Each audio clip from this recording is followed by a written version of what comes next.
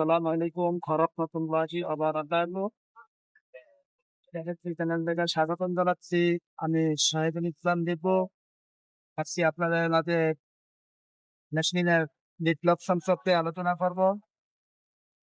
তো বলছিলাম যে বিপ্লব ছিল, সেই বিপ্লবের সেন্সর নষ্ট হয়ে যাওয়ার কারণে আমরা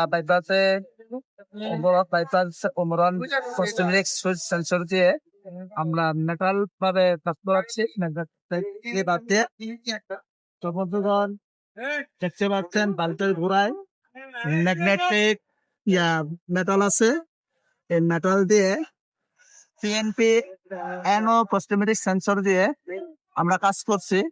এখন আনলকে আছে দেখাচ্ছে, যে আনলকের জন্য সেম এটাও করছি। আনলকে এটা আনলকের লাইট, এখন আনলক আছে, যখন মেশিন লক হয়ে যাবে, আনলকের দিচ্ছে নেট ক্লোজ আছে। এখন এটা আমি যখন মেশিন লক করে দেব,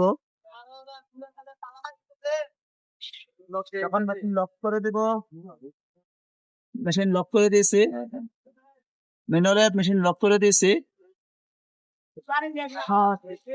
মেশিন লক হয়ে গেছে।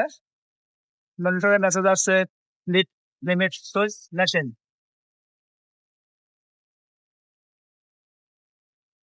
এখন সেন্সরও জ্বলছে না, কোনো সেন্সরে জ্বলছে না। মেশিন এখন লক আছে, মেশিনের কোথাও কোনো নাই, মেটালটা ভিতরে ঢুকে গেছে, লক ছেড়ে দিচ্ছে, মেশিন লক হয়ে গেছে। সেন্সরে ভোল্টেজ ছেড়ে দিয়ে মেশিন লক হয়ে গেছে। লিমিট সুইচ মেশিন এখন লক আছে, এখনো ইন্ডিকেটর চলছে, মেশিন লক। আবার আমি লক খুলে দেব, লক খুলে দিচ্ছি। আমি এখানে 90 করে দিছি, 90 করে দিছি, লক খুলে গেছে।